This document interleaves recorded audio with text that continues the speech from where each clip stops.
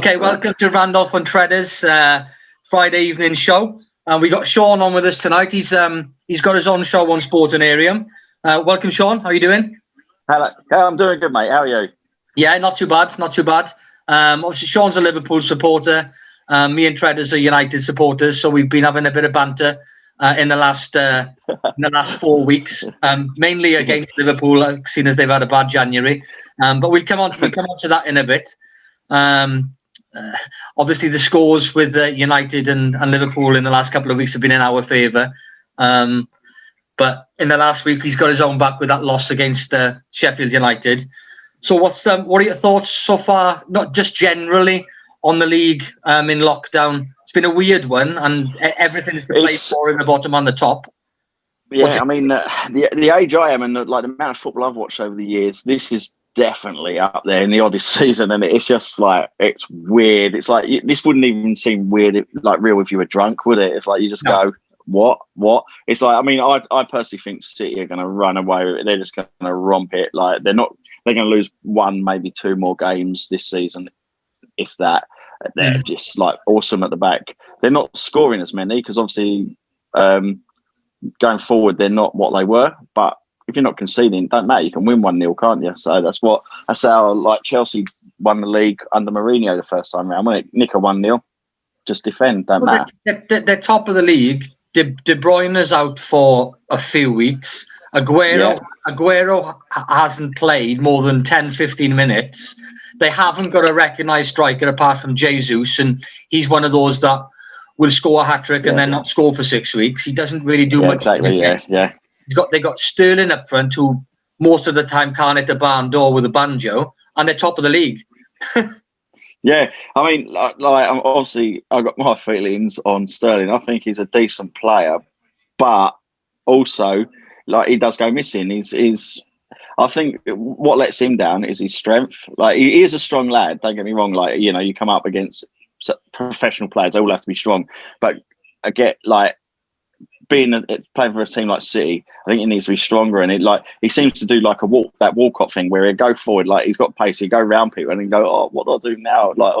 That sort of thing. Not all the time, obviously. If he sticks one top bins for England in the Euros, you're going to go, yeah, get in there. But yeah, he's a decent player, but as a striker, you can smell the goal. You score week in, week out. If you were playing for City and you were a striker, you'd be scoring minimum 8 games out of 10 as an out-and-out striker, because you're going to get the service from everybody. You had David Silva, obviously he's gone, but you got Bernardo Silva, who's class. Yeah. You got De Bruyne. See, I thought they'd miss David Silva. I thought they would miss him, but Phil Foden stepped in, hasn't he? Literally, just. I've been saying it week in, week out with Foden. To Tredders. I've seen him coming through 3 years ago. And everything has been, fantastic about him, and he'll be England's number one midfielder probably in the next 18 months. Absolutely. Going forward. But that's, I think somebody, I don't know who it was. Somebody was it you that put on Twitter that you thought that City would do the quadruple, or was that? No, I'm not that. I wouldn't be that drunk. I don't drink that much. One of them did. One of the guys did, and I thought, they could win the league, that they can win the cups and stuff. But to win the Champions League, you can't win the Champions League. I'll probably be eating my words after this, but I don't think you can. I don't think you can win the Champions League without somebody that scores, week in, week out. They're not going to get away with that 1-0 that I was talking about, where you can get a 1-0 because it's over 2 legs, isn't it? So that's what's going to let them down. And they will have they have games if you think Champions League, all the teams that go through to the knockout stages are decent teams, whereas in the league, City obviously come up against CAC teams without being disrespectful to them, and they come up against good teams. So you come up against all different types. So whereas in the Champions League, you're going to come up against good ones. Well, they've got a good defence, obviously. That Diaz. He looks like a class player. Stones has come back into it, into form. They've got what's that one? That's a weird one. What's happened to him? It's like he went missing for 18 months, but they've got obviously he was injured, but they've got a good side. But as you said, it's different from playing against Villa, Wolves, Leeds strikers where you can easily keep a clean sheet to then playing against Messi, Ronaldo, Lewandowski, just to name a few. I agree. It's a different ball game, isn't it? Yeah, you have to score goals because you will concede. Yeah. But that's what I was saying. That's like been Klopp's philosophy for years. Is we'll score more than you. I mean, before Van Dijk, that was like that was the main philosophy. Is all right, we may concede 2, but we're going to score 3, and that was. But like obviously with Mignolet in goal, and Yeah, you mentioned David James. David James, Calamity James, they called him. It's like wasn't much better. Oh no! I mean, like Mignolet couldn't even kick for like for a goalkeeper. He was awful. I mean, one of my favourites of sort of like the Premier League was Pepe Reina. Like he had distribution, he could play the game. All right, a beach ball beat him once, but hey, he was a very good shot stopper, but not great in the air from crosses. That's my opinion of him from my memory. Yeah, I mean, when he first started, he was like clumsy at that. Like he'd come out to catch a ball and all fumble it and whatever. But that's it. I think as he progressed, he did get better at his decision making. Yeah. Because obviously, I think I can't remember where he came from, but he wasn't the number 1 keeper where he came from. I think he was at Real Madrid, wasn't he? And he wasn't the number 1, and he came to us. I'm sure that's what it is. So he weren't getting the game time. So obviously he's coming to Liverpool. Then he starts getting game time, and he improved. But like his distribution, like he could kick with both feet. Like he used to train out on pitch sometimes as well. He was brilliant, like with his feet. It's like Alisson now, like just quality. I think like this in the modern game, I think if you've got a keeper that can play, you got a gem. I mean, like David De Gea for your lot. I just like obviously I laugh at him when he makes his mistakes, but you think a keeper like him should not be making mistakes. He is good. He was the best in the Premier League at one stage, But a couple of years ago, something strange going on with him now, don't there? With it, where you just mentioned a kick in. When there's goal kicks, he very rarely kicks now, and they have men inside the box that he passes to, which is a weird one. Whether he's got a thigh muscle problem, I don't know. I haven't heard anything. But you guys, there was something. He kept passing it 6 yards out, and then the guys were distributing it from there. Yeah, I think as well. Like when I played like a pretty decent level. The goalkeeper behind me is like my best mate still, even to this day. And like we trusted each other. He would talk a lot, I would talk a lot, but we would listen to each other, and it worked really well. We wouldn't. I mean, he was like in his day, brilliant keeper, and like I weren't the best defender, but I was organised, and like I would talk and I would organise. Sort of like the other central defender was a better player than me, but he was quiet, and he was sort of like he used to say to me, "Just tell me where I need to be, and I'll stick me in." But I think I think sometimes like David De Gea looks at some of the people that he's had in front of him, and now looks and thinks. I don't think David De Gea trusts his defence, if I'm going to be honest. He does, but he doesn't. I mean, like I'm looking at like Maguire and Lindelof, but then he'll change that around. Sure, what's happened to him? He's obviously had the same juice as Stones, hasn't he? All of a sudden, just come out of nowhere. And I think he had a kick up the arse probably. I think when Mourinho was there, he wasn't fit. He was overweight because at Southampton he was fantastic. When he came to us, he broke his leg. That was sad. Which is always going to play in your mind. And then he was overweight, and he's always going to be a beefy guy because he's quite broad shouldered. But he's been playing well. He's kept that Tellers out since he's come back. But I agree with you. I think you mentioned Reina earlier on. Reina was very good. His distribution with throwing it out 40, 50 yards, which De Gea used to do a lot of as well. But the other stat that I can't remember the stat, but it's something to do with City's keeper. His passing ratio was like 90-odd%. He was like an extra defender. Guardiola came up with some stat to do with him last season, and it was like having 5 defenders rather than a keeper and 4 defenders because his pass completion rate was higher than the centre backs, which is like Oh yeah, I mean, he's unheard of brilliant, isn't he? compared to the other ones. Yeah, he's really good. I think Alisson and Edison are probably the top two, and at the moment I'd put De Gea behind them because they don't seem to make many mistakes in a season. No. It's it's not even a handful between the two of them, whereas I think De Gea makes a handful on his own. Yeah, just like I say, I think a lot of his is like confidence. Like, I mean, he's been playing for you guys for years, and like, obviously when he does mess up, it's brilliant. Straight onto it. I go, De Gea, you got to do it. I mean, it's like it's like it's just how football is. It turns out. I mean, like I was saying to like Steve, one of the other presenters, just not like on a show. I was saying to him, like, I had a friend that was on Facebook, known him years, Man United fan, but only an armchair Man United fan. Yeah, and it like gave it to me over all the years. It's like, yeah, fair enough. Man United were winning things, and yeah, you have to take. The banter's there. You got if you give it, you got to take it. It's simple as that. Right? Liverpool won the Champions League against Spurs. He unfriended and blocked me. And I'm like, what? I go, I literally didn't care, but it's like some people just take it. I mean, like I know a lot of Arsenal fans, so like straight away, because normally when a team loses, like my auntie's like massive Chelsea fan. Before the lockdown, she used to go to a lot of the games. So obviously I kept going Frank out, like on Facebook, and she going, oh, it's a red card already. Southampton down to 10. Oh my days. That's a shame. Yeah, his check must have cashed that old referee. yeah.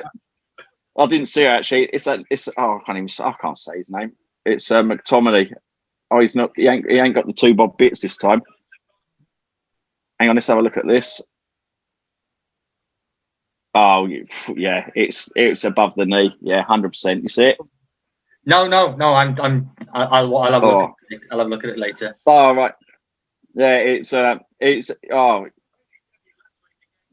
it's just above the knee. Straight red. Alexandra Kowakskas, whatever his name is, straight red. Yeah. Fair play. 2 minutes. 2 minutes. Oh, it looks like that old referee's. He's probably just come back. That old referee's check cashed in. He's probably just come back from refereeing the Arsenal game. 3. Yeah, that's it. They said, actually, like they just zoomed in on his thigh. He's got stud marks on his inner thigh. Like, looks like, yeah. I'm surprised. There's no way. I'm surprised McTominay's playing after that because he killed himself, didn't he? Yeah, the old 2 bob bits, didn't he? Yeah. But no, it's a weird one. Yeah. I say he looked okay, but then he got the stomach cramps and stuff, and obviously I had to go off. You can't carry on, whether no, especially with white shorts on. Yeah, exactly.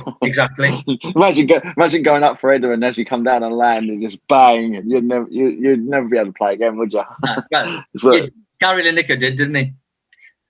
Yeah, but he was anyway. No, was it only scores in the 6-yard box, wasn't it? Yeah, Lineker. Yeah, but if City had a striker like him now, then they'd probably be 10 points clear. They beat Sheffield Wednesday 1-0. They've had a lot of 1-0s with their midfielder scoring. That because I don't know how many goals Jesus has scored, but he is their only striker, so he should be stepping to the plate all the time. But that's just. I just don't think he's like you said. I don't think he's persistent enough, like in front of goal. He's like just not what. But I mean, if City get a decent strike with what they got at the back now, and De Bruyne, I mean, I'm not being funny. I think De Bruyne can make me look good up front. To be fair, well, he's the top. I know people keep harping on about Bruno Fernandes. He's done brilliantly at United. He's brought United up to top 3 in the league pretty much on his own, because going back to the defenses of the three teams that we're on about. City's defense now, they've spent 300 million in the last 5 years, so they've got to have a good defense. United, as I say, I'm not that keen on Wan-Bissaka. He's a decent player going forward, but in defence, no. Lindelof, I think when Lindelof first came, he was touted as a right back, and now they've got him in the centre. Yeah. And it's just a real shame that Eric Bailly is injury prone, because he's United's best. Yeah, I think he's good. Yeah, he's good. He's class on the ball. He's got loads of time. Yeah. Be fair, he's a bit like Van Dijk. Van Dijk gets the ball. He's a monster of a guy. He's big, he's strong, he's pretty quick, but he gets the ball. And the main thing for me is that if you look at a player and he's got time on the ball, that's because he's good. You can generate time by your first touch. He looks like he's not trying. Yeah, and I think Bailly's the same. He's got everything apart from strong hamstrings and legs, because he just keeps getting injured, which is a shame. Because if we had him in there, and as you said just now about you and your mate in defence, I think with him and Maguire, I think Maguire's got the defensive brain, but he's not quick. He's not quick enough. You know, he's got the turn-in circle of the Kiwi too. And so if you've got a quick strike like Salah or Aubameyang, and it's a turn, they'll beat him every time. Yeah, I think he's a little bit clumsy, isn't he? Oh yeah, I'd say. Yeah, he's like. But like, I mean, I think United's upturn isn't. People are going on about Bruno. I think it's more to do with Pogba getting games, because he just controls games. Like, watch him, like he's just like ridiculously good. It's like if you lost Fernandes, I think you'd cope fine. If you lost Bruno, I think you'd go back to sort of 10th, and we'd all laugh, obviously. You mean Pogba? Yeah. If you lost Pogba, I think the United side would impact more if they lost Pogba than Fernandes. I think it's a mixture of probably three on the midfield side. Yeah, Pogba. He was probably looking at you could see a transfer window coming, so he wanted to get his money back up. So he's a class player. On his day, he is. On a cold day at Sheffield. Is not the same as playing at Anfield, and you can see he's up for the big game. Yeah. Same as when he plays for France. When he plays for France, he looks like a different player, than what he does. What he does with United. But him and Fernandes, the two of them. But you've obviously McTominay's been playing well. He's a good, United starlet from the age of like 5, and Fred.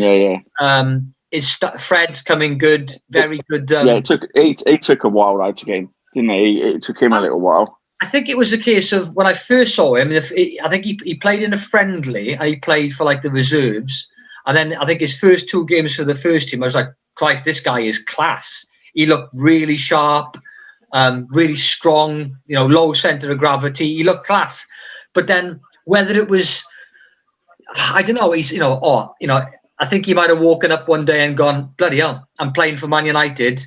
I've made it.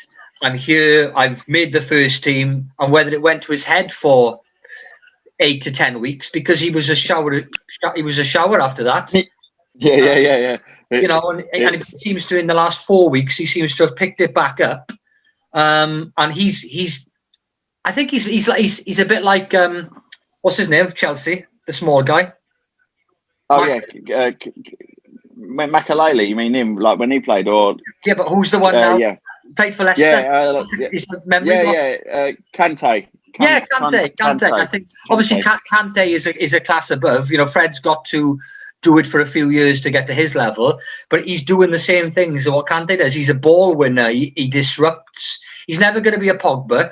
He's never going to have the pass of Fernandes trying to do what his Hollywood passes all the time. But I think he's the Kante, or the wannabe Kante of United, for me. I mean, I've been watching, obviously, on Twitter and everything, the banter that goes on, and people are talking about, obviously, any chance I'll get to rib Bruno Fernandes, I do, with all the antics and the diving. I've been watching him slightly different over the last, say, month. And if a game, like for instance, Sheffield United, right? And what was the other one? Barnsley. Yeah. Burnley, right. Sorry. Burnley. Yeah. Burnley are a side that will get at you. They will kick you. Do you get what I mean? They'll have a go at you. They'll rough you up a bit. But typical Sean Dyche, isn't it? And Fernandez hates that. You can see, like, I watched him in the Burnley game. He would get the ball, play it, first time ball. I know he does that anyway, but like first time balls he didn't need to play because he just didn't want to get clapped. He doesn't like the physical side from what I've seen. Like if I was playing against him, if I was at that level, I would say to sort of like my right back or whatever, let him know you're there. And he's one of them that if you let him know you're there, I think he just goes, oh, he seems like he don't like the physical stuff. And what he'll do is he'll play off. Obviously, he's still got a talent. He's still got a hell of a foot on him, and he can see a pass. But he just drops off players. Like he'll hide. It'll just go missing. And he did against Burnley, Sheffield. He done it against them because they're sort of obviously a side that will rough you up a bit. And that's what I've like. I mean, I might be wrong, but that's what I see of him. Like he just literally goes missing in some games, and like obviously somebody goes near him, flicks one of his hairs, and he's down and injured for the 3 minutes. He likes giving it though. He likes giving it that. Yeah. But I mean, again, that's part of the game, isn't it? Like, you know, getting in somebody's ear and whatever. I think with somebody like him, if he can get into a ref's ear, like, you know, and he's going to get placarded because he does what Suarez does. Oh yeah, as simple as that. Suarez did it. Suarez does it. They all to a degree do it. It's like you get a knock. You know, you get some players like James Milner would do it. I'm just trying to think of a United one that would do it. Like Fred, for instance, to get a knock, they would but like you get what I mean. They go get up and go like if it's do you get what I mean? Maguire would do it like the old school type players, and because of my age, whatever. I like the old school ones. You get a whack, just get up, go. Yeah, I'm laughing because you mentioned Milner. Did you see the Milner got taken off? Yeah, that was brilliant. It was just like, and he comes back and goes, yeah. So he scores and he comes running back laughing. That was really good to watch. Yeah, that was funny. Giving it some to Klopp because he got taken off, turned around, they scored, and he dived back at him. And it was Jones with the assist, like who came on for him. Yeah. Actually, been on like 30 seconds or something. Yeah. It's like super sub, inspirational. It's like the old Sammy Lee, wasn't it? Yeah, trust the manager. That's David Fairclough. Fairclough, that's it. The old ginger lad down the line. That's it. Fairclough, not Sammy Lee. It was Fairclough, and it's super sub. That was it. Yeah, he was the original super sub for Liverpool. I remember him in those days. In the days when we used to have one sub, wasn't it? Yeah, there was only a couple of subs because now they're bringing in the permanent concussion, aren't they? Yeah, I tweeted about that. About like some clubs will look at that and go, chance of abuse there. You know, like it does. Obviously, they did it in rugby, didn't they? Like with the Bloodgate scenario.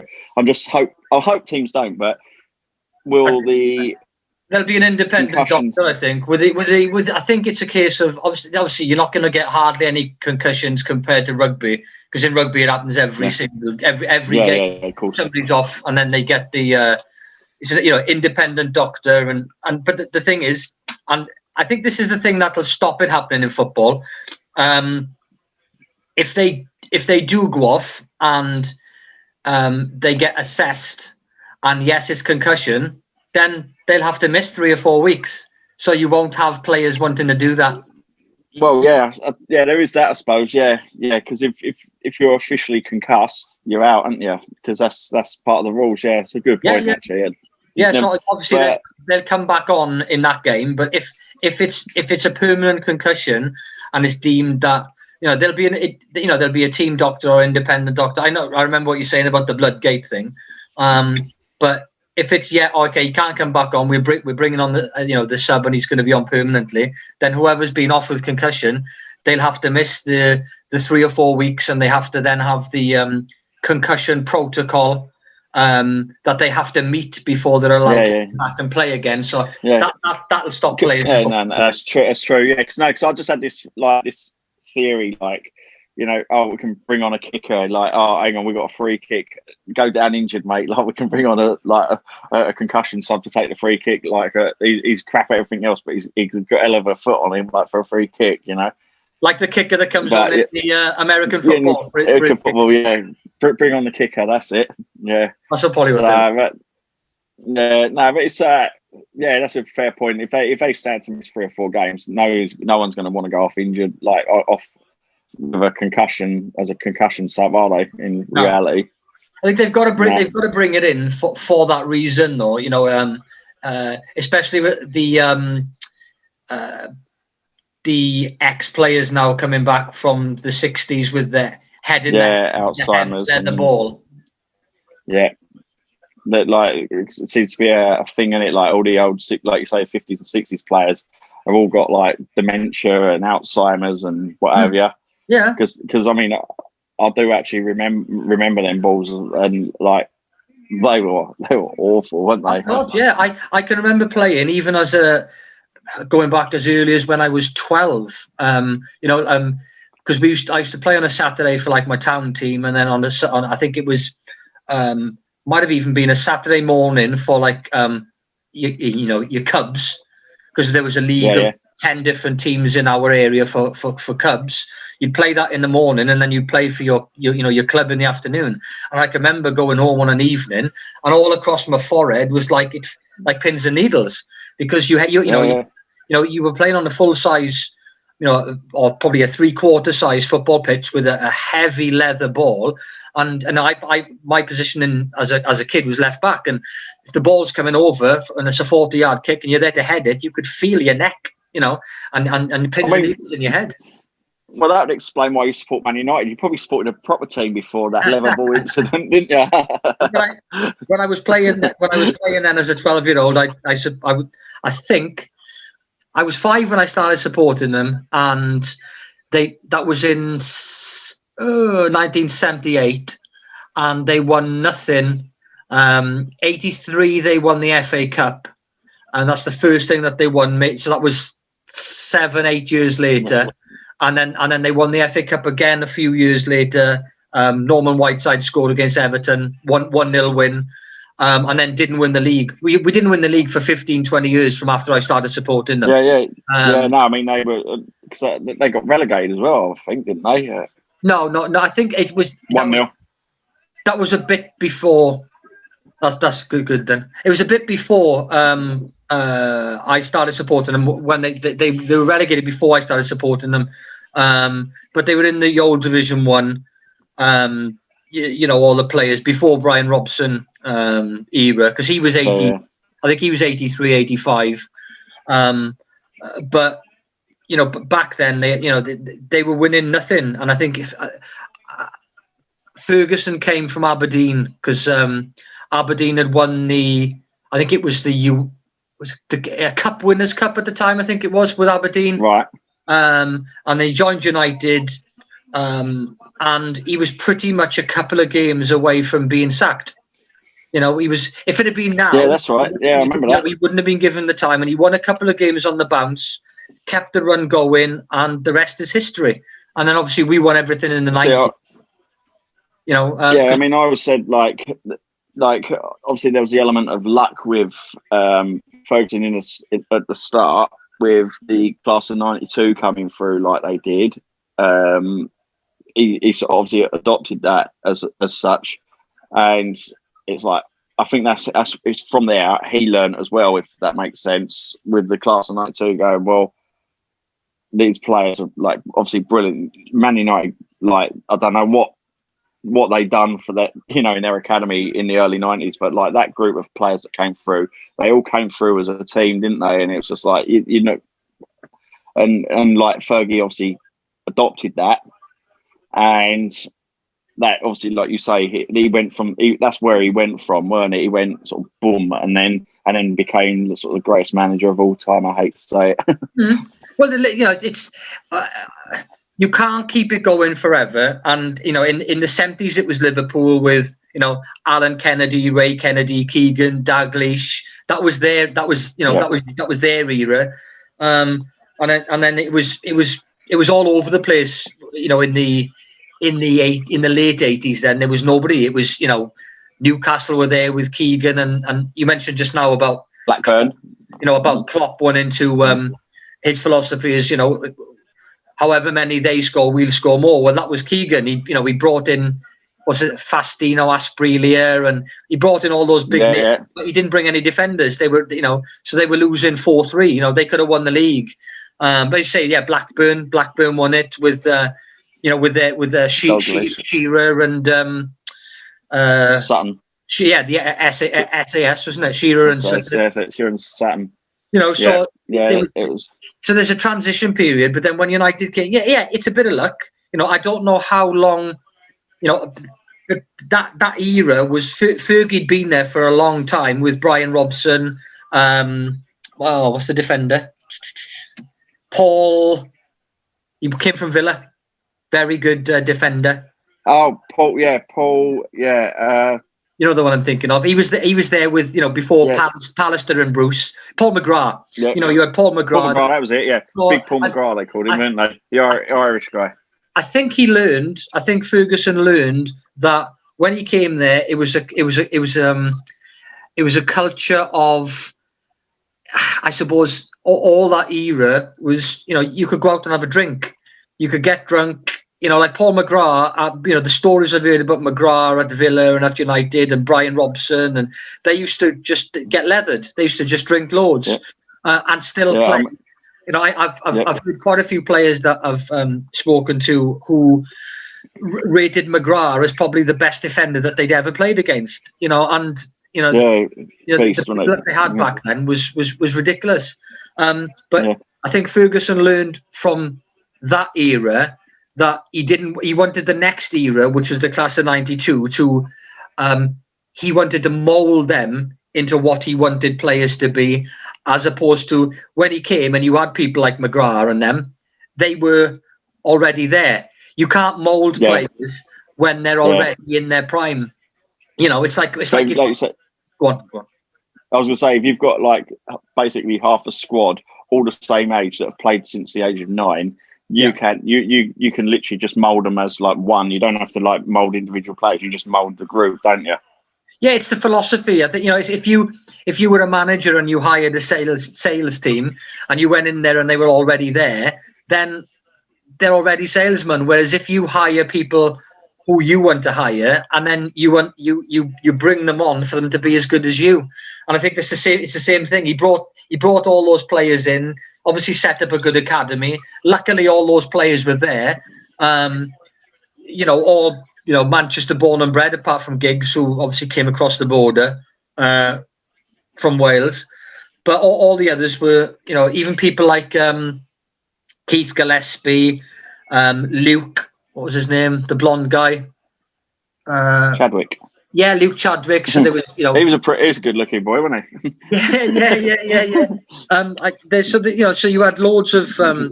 They had 9, 10, 11 really good youngsters, and you're bringing in a couple of extras then from outside. They didn't need many.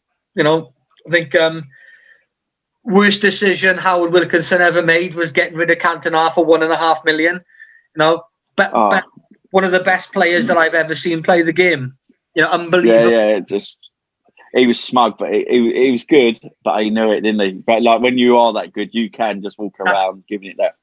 You've taken the words out of my mouth. If you're that good, you can do what you want. You don't care. Yeah.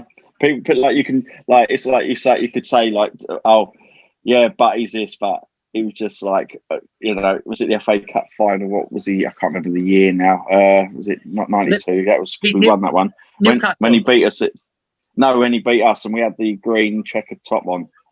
Oh, what game was it? And he came through and he just volleyed it and you go, it had to be him, didn't it? Is that when it hit the back stanchion? Yeah. He just came running in from about the penalty area. I know. Yeah, that's it. Because they called Liverpool team the Spice Boys for that one. That's when we had the Spice Boys. Do you remember?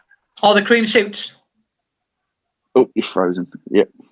Yeah, the cream suits. Yeah, that was it. Oh my day, that was embarrassing. Oh, so that's Jamie Redknapp. I can't remember the year, but yeah, that was the one. Yeah, Jamie. Yeah, Robbie Fowler, and Cantona 2-0. Marcus Rashford. So going back to obviously United and Liverpool, then. So you've got there's strengths and weaknesses in both teams. I think our defense is our weakness. To win the league, you've got to be consistent, and you can't lose against Sheffield United. I know they've been. I look back. I had Nicola on a couple of months ago. Nicola Hopewell, the boxer, and she's she's a big Sheffield United fan. And I look back on their results and against Liverpool, obviously Man City last week. I think all the top teams they've played, they haven't lost by more than one goal. The only game that they've got hammered against was Chelsea, who beat them 4-0. But every other game, none of those teams have beaten them, the top sides, by more than one goal. So if they had a striker, they'd be mid-table. Yeah, it's that again, isn't it? It's like, and also I think Dean Henderson made a difference for them last year. I think he's a quality keeper. And when David De Gea goes, you've got a ready-made Premier League quality goalkeeper there. So yeah, he's very good, and I think that's again that has been the difference between Sheffield United last year and this year. Yeah. So it's again, because we don't see it so much on here, but how a keeper talks, and shouts. Dean Henderson might have commanded these areas. We don't know, but he might have been and the new keeper might be like, well, man, on, and if you've got a keeper behind you that's not talking as a defender, you need a keeper. That's what I was saying to you earlier on. Was the keeper that I played with was constantly shouting. So it made my job easier because I could trust him. And if he shouted something, I knew it was happening. Well, your keeper is he's like the fifth defender. He can see things. If you're 30 yards further up the field, he can see everything. The keeper has to have a good footballing brain. He doesn't need to be skillful with his feet as much as with his head. If he can see, a keeper's positioning is probably their number one facet. If they're positioned right, then they'll save a lot more goals than what they let in. But if they're positioned right, then they can see what's happening all up the pitch. I mean, if ever I heard keeper's ball, I would duck because I just trusted him, but obviously even at professional level, you still need that. If a keeper comes out and says keeper's ball, you want to be, especially at the Premiership level, you want to be able to trust them. And if they come out and like Rayner, we were talking about in the early days, come out and said keeper's ball and then fumbles it next time round, he comes out keeper's ball, you're going to go, I'm just going to try and clear it because I don't really trust him. It's human, mentality, isn't it? Mm-hmm. So it's but like Sheffield United, what's happened to them in January? That's a weird one, isn't it? Obviously, I looked at the stats back in the day, a couple of months back, and they'd, I don't know, I think there's something like 14 games, 15 games had gone. They were on 1 point for the season, and their strikers, I think one had scored 1 goal, the other one had scored 3, but 2 of them are penalties. So in 15 games, their strikers had only scored 1 goal in open play, and that sums it up. Whereas in the last 2 or 3 games, they've scored 5 or 6. It's the same guys playing. That's all you need is a goal, and that's all you need as a striker. I mean, it's like Liverpool, for instance, January, it's just unknown for all 3 of our boys up front not to score.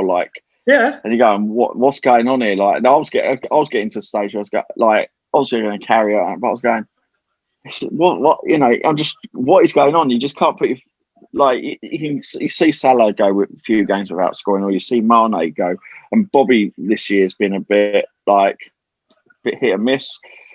So, but then for all 3 of them, but then again, I put it down because a lot of Liverpool fans, for some reason, on Twitter, for instance, didn't rate Hendo. I've always rated Hendo. He's a leader. His distribution. He's not as good at this is what people are doing, right? They're going, but he's no Gerrard. No, he's not. He's a Jordan Henderson. And I think I'm not saying he's a better. Obviously, Gerrard was a better player than Henderson, but I think Henderson's a better leader than Gerrard. if you listen to his talking, there's like, especially without crowd noises, you hear him all the time. Well in, son. You know, and he's a proper like an old school leader, and I think like some of our problem going forward has been we've had our decent midfielders having to play centre back, so it's one of them. You know, all right, everybody gets their injuries, everybody gets their knockbacks, but I think like for us, because we're so used, we've had luxury. You know, we've had a luxury where like last season where we didn't have many serious like we had Gomez and whatever, we had Fabinho out for a little bit, but we've had no like serious injuries. But like it just seems like we got now they announced today we got Matip out for the season. Yeah. Van Dijk's going to be out for the season. Yeah. And Gomez is out for the season, which is obviously why they knew this going into that transfer window last night. And that's why they've bought what they bought. And hopefully in the next couple of weeks, when them new boys get a bit of game time or, you know, get training with the lads, hopefully be able to get Fabinho be back, get Henderson back in midfield. Fabinho's like just so good at just sort of breaking up play and everything. Hopefully it'll be go back to like last year, but you know, you can never say, because again, it's like I think like part of our problem this year, it's like because we play like Leeds do, you know, that press fast game, and because there was no break as such, and we were straight into it, no proper pre-season. I think because it was so intense last season, I think there's a little bit of burnout. I'm not making excuses because I'd love to do that for a living, you know, play football for a living. Yeah. But I think there is a little bit of burnout. And January has just been okay, boys, you like.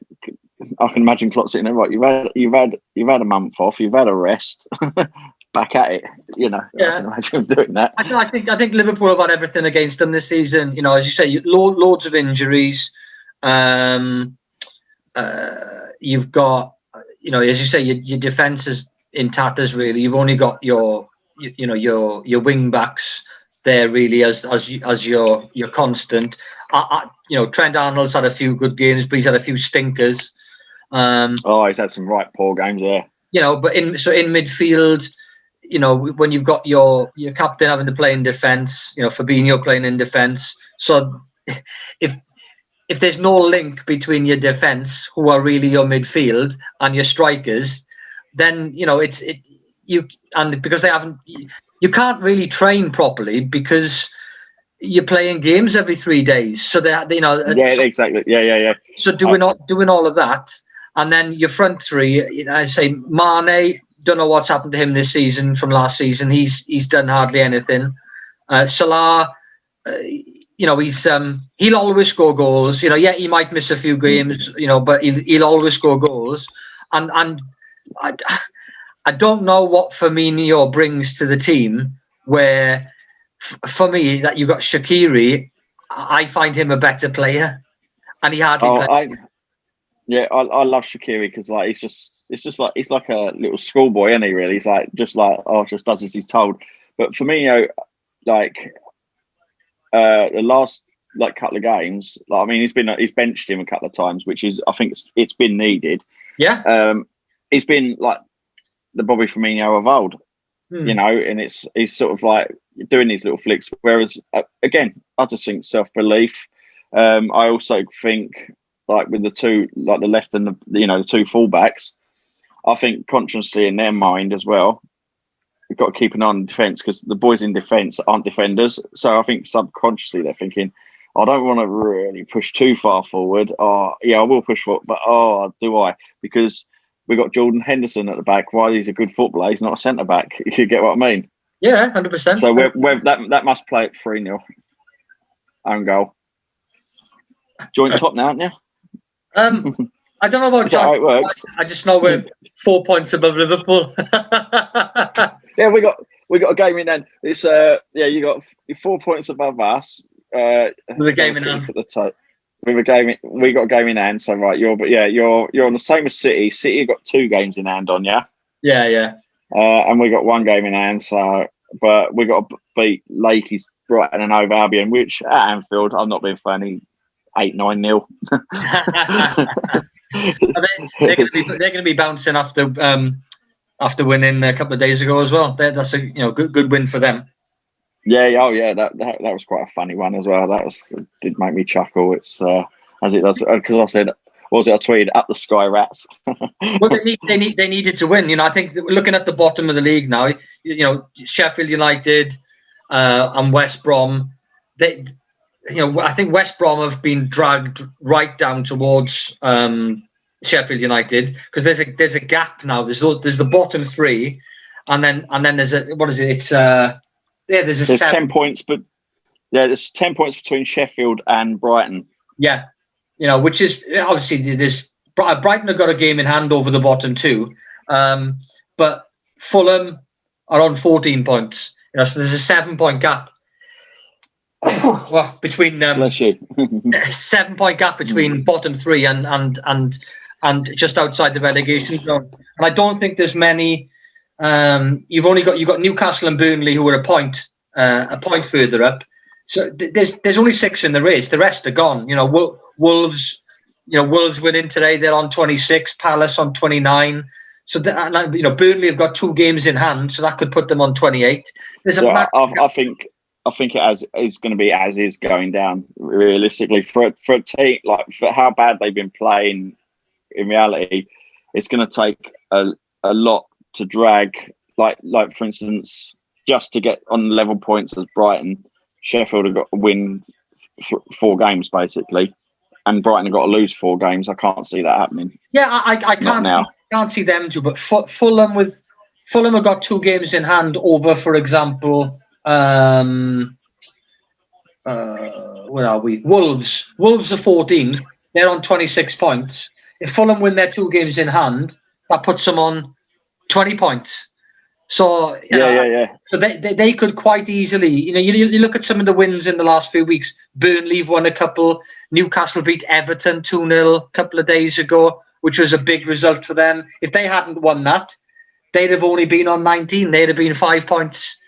5 points. Yeah, you usually get the team sort of like come sort of the end of March going, relegation fight, and that's when they all start like winning them 1-0 against City, Liverpool, United sort of thing, isn't it? They got more chance when you got those bottom 4 playing against teams like, say, Palace, Southampton, Leeds and Arsenal, who have got nothing to play for because they're in the middle, and you've got people like Lacazette and Aubameyang thinking, a couple of weeks and we've got our summer holiday coming up, I don't want to get injured.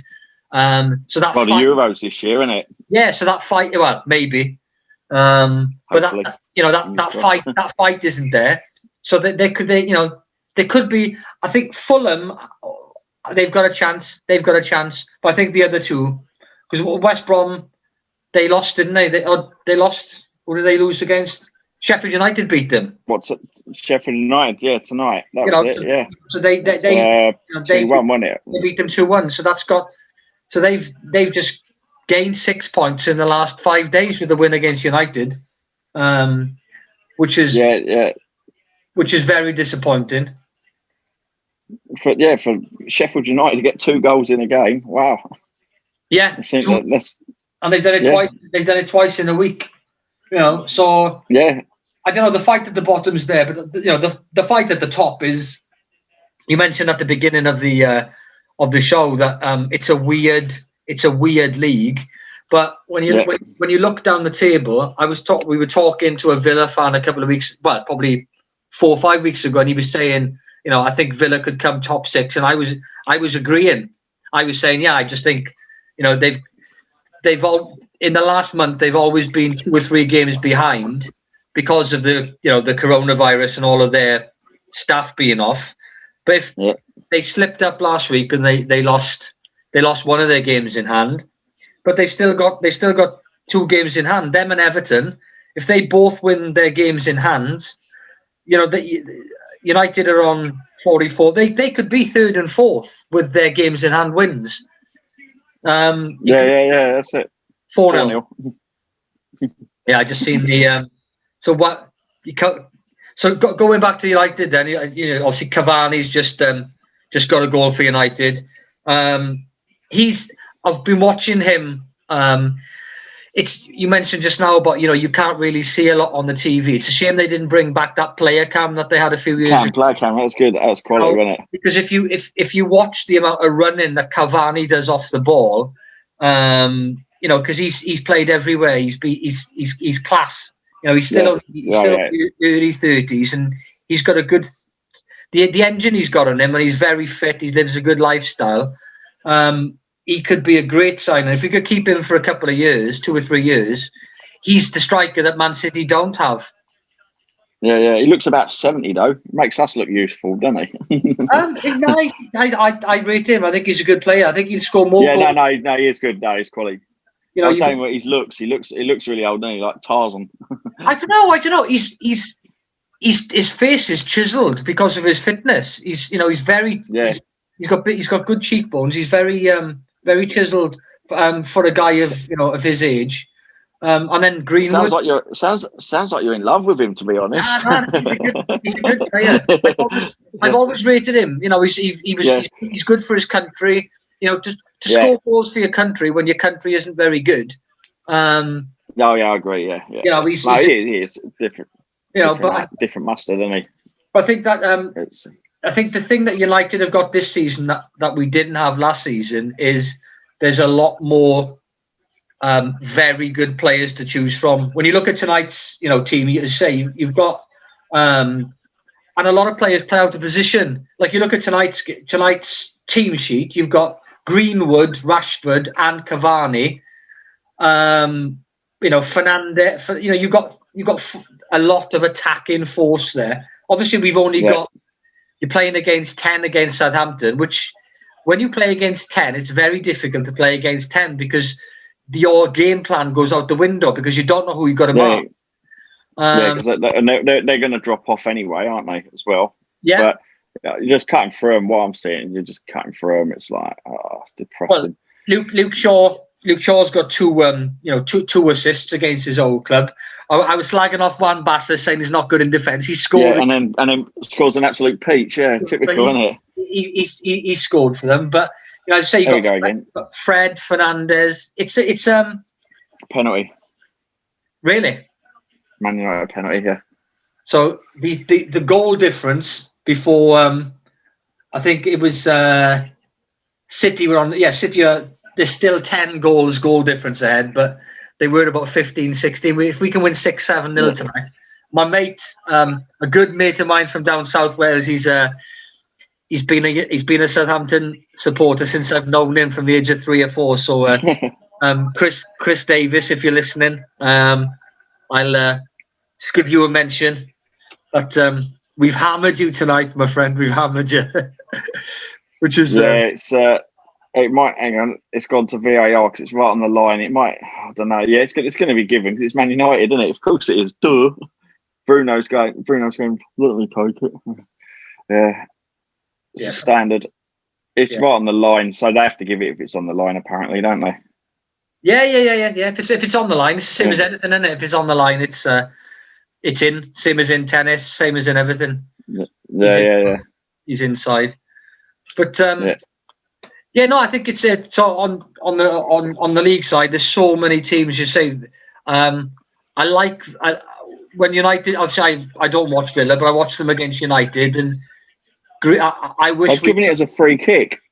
I've given it as a free kick. Yeah, but it's on the line. He must have just got a thing. The check's bounced. The check's cut. The check's cut. Yeah, we cancelled the check. Yeah, cheating bastard. But I think, I watched Villa against United, and Grealish was all over the pitch. He was fantastic. Oh, I really he winds me up. He winds me up as well because, again, he should be just world class, but then I think some of his off the pitch antics don't help him either. It's like Gaza, isn't it? Exactly like Gaza went down that path. I think he's off the pitch. I mean, obviously Gaza was a completely different level of antics, but so whoever's advising Jack, just put him on one side and say, look, just cut this out. You've got so much ability, but then when you get him on the pitch, he behaves like a little brat at the time. Yeah, the dive in, it's that's it is, but I think. if he's a big fish in a little pond at Villa. Yes. Whereas if he came to United and he was told to do something, I think he'd do it. Where when you're the big fish, you're the head honcho. You basically you're swan into training. You don't really need to train that hard because you're the best player in the team by a mile. First team on the sheet, etc. Yeah. First name on the sheet. Whereas I think if he was at United, which we should have signed. And now he signed a 5-year deal now, and he with the Villa. He likes staying in the Midlands. But I think if United had signed him, that would have been another, class signing. He's something that we haven't got. We haven't got a player that I can think who, when on the ball, can beat somebody. You got Rashford, who will kick it round and run round because he's very quick.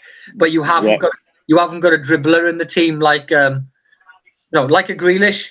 I think he's the only one I can think of in the Premier League who's that good at beating players. Oh, yeah. Dribbling skills is like the. To be fair, I'm just looking at a slow replay here. It's like if you go on, like, say for instance that one for us that was, who was it against? One that we had go against us where he said, like, Fabinho, when he's came out but his heel was on the line or something. This bloke's like Cavani's whole foot's on the line. So again, it's about it's literally. I mean, it's gone against you this time, but it's about consistency, isn't it? Yeah. To be fair, it's the same in rugby, but they need to do. It's only you're only stopping the game for at the most a minute, and it shouldn't be the ref going over and looking at it. It should be 2 or 3 people on video analysis in a box going over it, and then the ref going, "Oh, play that again from a different angle. Yeah, I haven't seen it properly." And then, what do you think? Get the opinion of the 3 people in there, not the ref going and looking at the TV like a member of the audience. And just looking at it going, yeah, okay, that's what I'm going to go with. Get the 2 or 3 angles. If you have to stop the match for a minute, in rugby, sometimes it's 2 to 3 minutes, but in rugby, you've got 22, 23 guys on top of the ball, and then they still manage to see the ball from one of the 8 angles, and they get it right. Whereas in football, you've got one player going up against one player, and the ball is there, and they're getting it wrong 50% of the time. It's like, hold on a second, how can you? I mean, Yeah, I mean, my theory on that, what a good way around that again is get, like, say 2 computer geeks, like, that are real, like, just mad computers that don't even like football. Sit them down, teach them the rules of the football. Right, these are the rules. Right, here's a list of the rules. Right, we're going to pay you, like, say 50 grand a year each.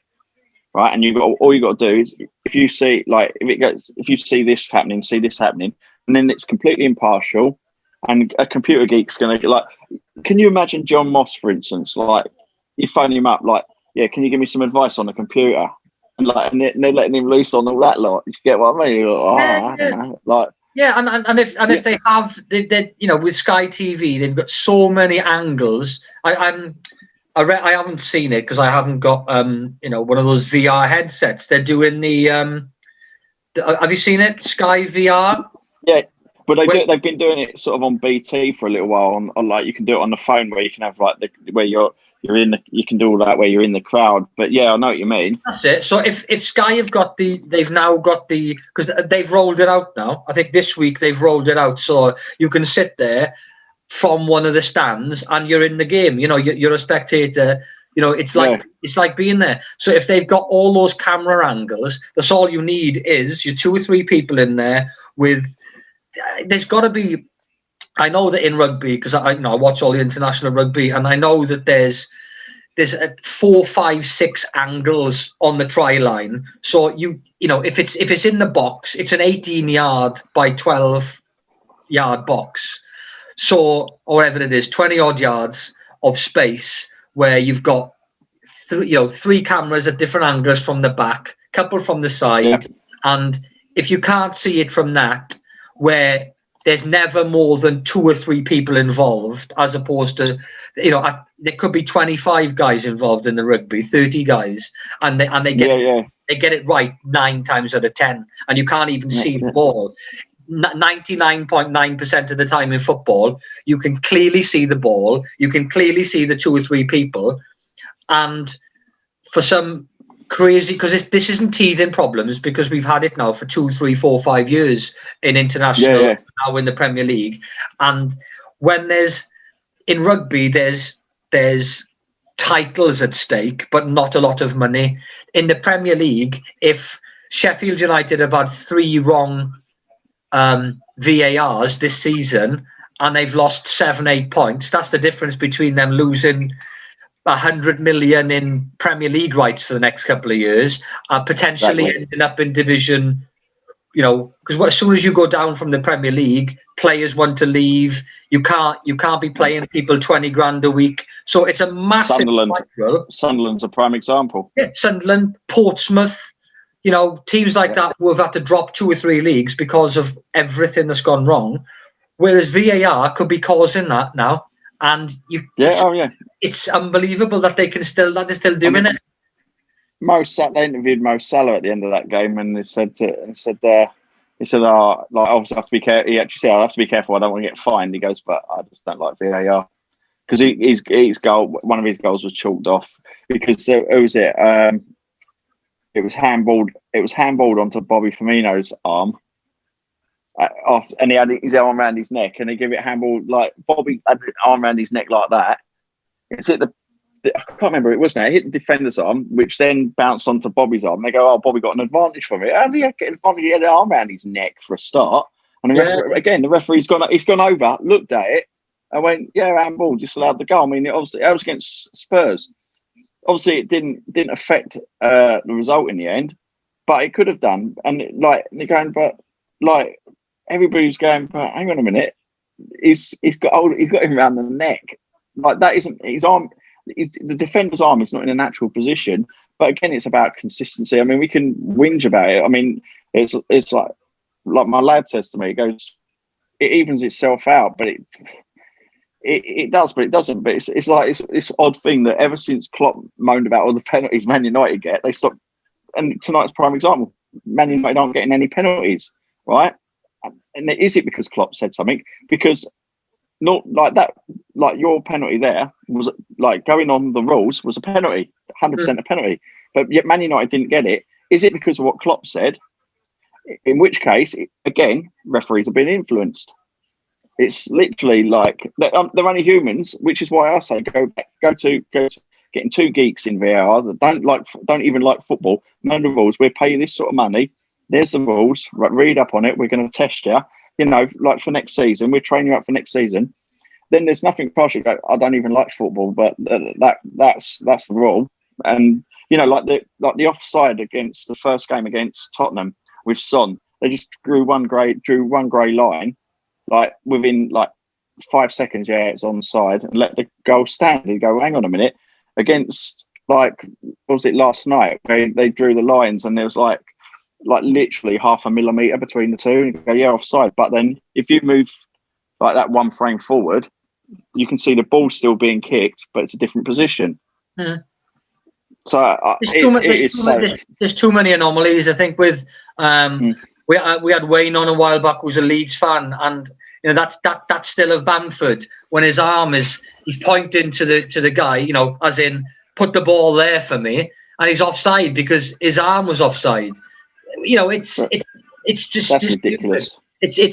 They need to change the offside rule. The offside rule can't be, hold on, the Ultra HD. You can see every blade of grass, and it's like, oh well, hold on a second. His toenail is offside. It needs to be something like, half your body's got to be over, or I mean, what country is it? They say that there's got to be a gap between the 2 lines. I think that's perfect.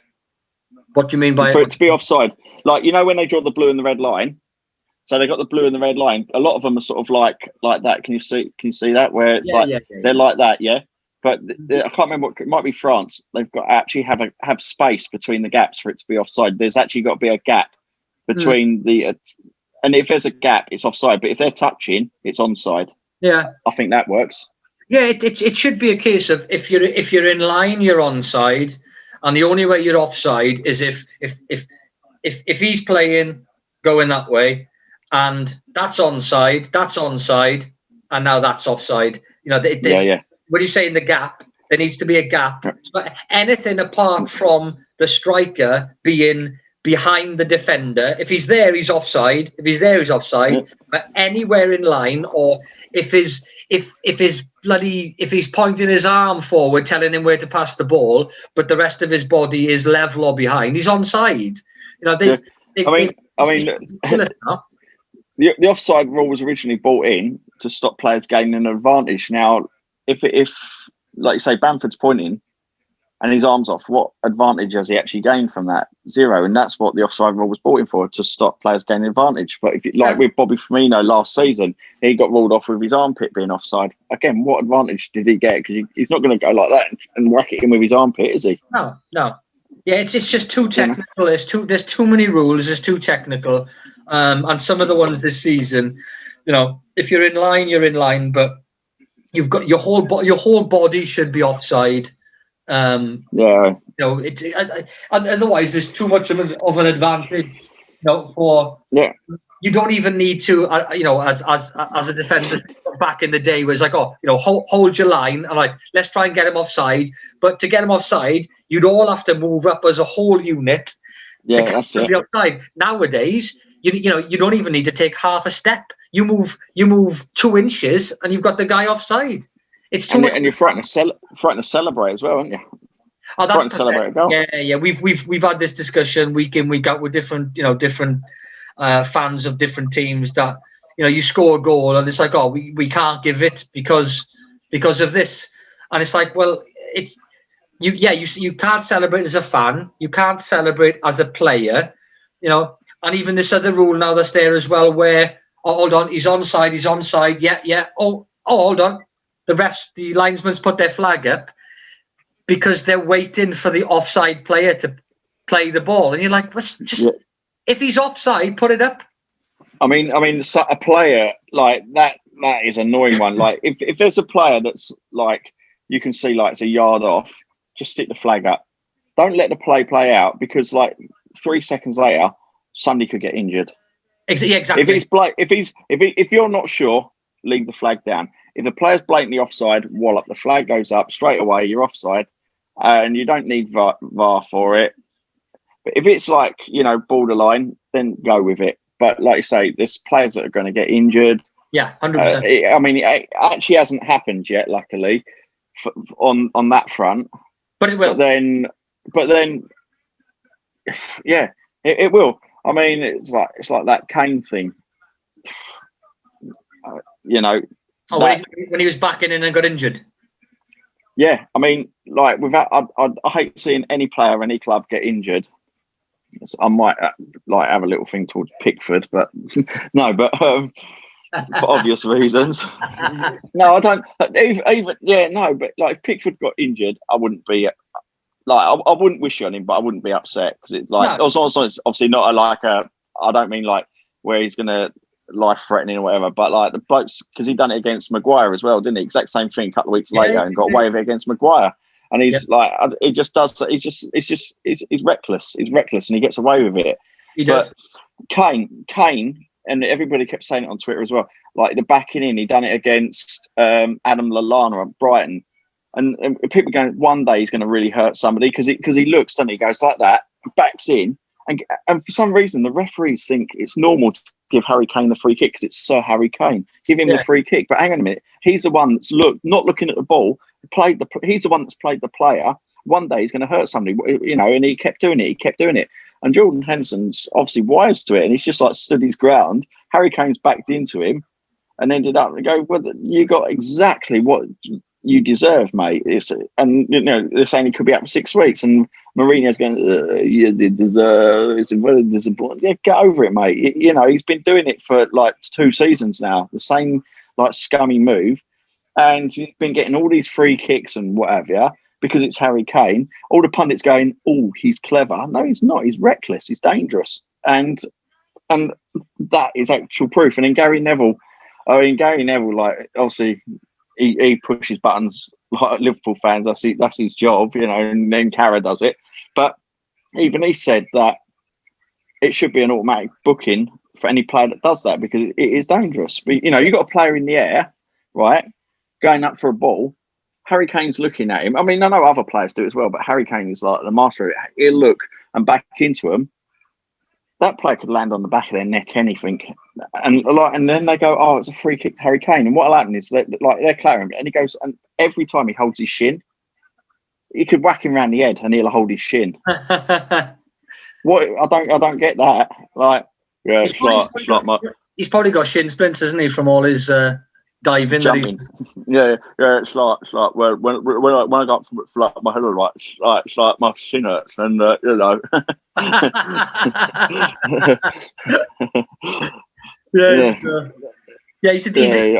he's a decent player, but he doesn't help his cause by the stuff that he does. Yeah, I mean, somebody said to me, but if he bags one, like, or gets a few for England in the Euros or whatever, or he does that yeah, fine. But then what if he does like Beckham obviously was class, but what if then he does a Beckham and gets sent off for doing that? Because the referees go, like, in international football, we ain't putting up with that, you backing into players. What if turn it around the other way? What if he gets sent off in an international game for backing, like in the Euros? I can't see him getting sent off for backing in. I don't know. I don't think he would. No, but what I mean is, like, say for instance, like, because obviously international football's like a lot different, and again, you're going to get referees that are biased there. But say for instance, like, he's known the art of dive. He's got the art of diving to a T, and then, like, say he gets booked for diving, right? And then I don't know, 15 minutes later, he looks around, backs into a player, bang, gets sent off. The two scummy things that he's been doing all season, he's been sent off for, knocks us out of the Euros. Like, you look at I don't agree with it, but look at the grief Beckham went through when he got sent off for kicking Simone, Yeah, a couple of years later, then he was the God's gift again, wasn't he? Yeah. I mean, people say, like Beckham, he's really thick. Nah. Man with that sort of money and that sort of, like, he owns a football club now. That's not somebody that's thick, is it? He just played along, didn't he? He's not the cleverest, but he was just a talented footballer, and obviously his missus with the business, she's got the brains, I think, on the business side. Got a lot of else. No, but then that kind of money between the two of them, they've obviously got good advisors as well, haven't they? Well, yeah, it's like you say. I mean, like, because they were hanging up things, weren't they? Like Beckham shirts on lampposts and burning them, and statues of him. And and you go, what's that all about? Like, I mean, I can remember I was in, like, I mean, I love football, as you could tell, but like there's a certain point where you just go, mate, is any of that worth it? Football ain't for you. If you're going to be doing that, football is not. You've got something wrong with you. I mean, I was in a Sports Direct. This was years ago, and I had my Liverpool shirt on. And I was just standing in the queue, and in front of me was this bloke with his little kid. And the kid was about 4 or 5, little Chelsea top on. So it's when Chelsea were, like under Mourinho, they were like the team to beat. The kids like looked round, and I just sort of smiled, as you do, like, no. And then the dad turned round. He said, "Yeah, you don't want to look at them CUNTs, boy." He goes, "They're nothing but scum." Like, and it was like real aggression. And I thought, that poor kid, what chance does he stand? Like, have a bit of banter, but you don't, like, he's 4 or 5. You don't need to be like, yeah, them CUNTs. You don't need to be doing it. Like, it. Like we said at the start of this, you and me, we've been having banter like for weeks, and we know at the end of the day, it's sort of like, we shake each other's hand, and that's what it is, Yeah, it's just a bit of fun. You mentioned about Origi getting death threats and stuff, and ridiculous. It's ridiculous. Well, Rashford did, didn't he? He was getting like all the racist abuse and everything. Yeah. You go, what? He's a footballer. I mean, like, not being funny, but do you get like abuse on social media if you have a bad day at work? I think it's just how it is. I think it's two. There's two sets of people. You've got the people who are football supporters who've been around for 30, 40, 50 years, who were probably abusing John Barnes back in the day, who are still around. They'll die off in the next 10, 20 years. But then you've still probably then got a percentage of their children who, like you mentioned, that guy then with the with the Chelsea kid. You're gonna have some of them grown up, not knowing any different. It's a vicious circle, but the majority, the educated football fan who was you're probably looking at 98%. There's only a couple of percent of hooligans left, whereas 20, 30 years ago you had Millwall. It was bad, wasn't it? Yeah, it was bad, and people throwing bananas on the field and bananas. Yeah, I was actually at a Palace versus Liverpool game. John Barnes. I was actually talking to somebody about this the other day. John Barnes gone legging it down the wing, and then inflatable banana thrown at him, and it just go, but like, why would you even think that? Like, why would you take that to a game for a start? But obviously, it still happens abroad. It still happens. There's somebody a couple of months back, and they threw us, a load of bananas. You're like, seriously, these people, they haven't got the education to understand, or even for somebody to tell them, look, you realise that this is like 2020, 2021. It's not 1981, 1971. Yeah. The world has moved on in 50 years, and it's. Yeah. But you find a lot of these people that do this sort of thing probably don't even like football anyway. They're just there for a bust up, whatever. Yeah, we just go have a ruck or whatever, and that's what they used to say about the old hooligans back in the day, wasn't it? They just, like, someone didn't even like football, they'd arrange it through work and then just turn up. Green Street is like a prime example, like a film of how it all went on. Was how it's all pre-planned, it's all pre-organised. Like, this is where we're going to, find them. This is where we're going to meet them. This is where it's all going to kick off. And that went on. It was just organised crime, wasn't it? At the end of the day, and like even in the, was it the World Cup or the Euros? The Germans and the Russians with the ultras, and there was that big. Yeah. That was only about 8 years ago, wasn't it? 10 years ago, where there was ructions, and obviously the English were over there as well. Just pathetic. Who was it we was playing? Was it the Belarus lot where they let that group in and then they threw them out at half time because they were doing the monkey noise? I think was it Belarus that we was playing? I can't remember. The Euro qualifiers, and it was supposed to be behind, like, not close, a closed ground, but it was like they were only allowed a certain amount in, and the certain amount they let in was this like gang of just complete and utter racist knuckleheads, and they're all like standing there going ooh, and the ref just said, stop, we're not playing until they get thrown out. And it's like somebody at the doors let them in knowing exactly who they are. So it's an inside job sort of thing. That's just ridiculous. You can't,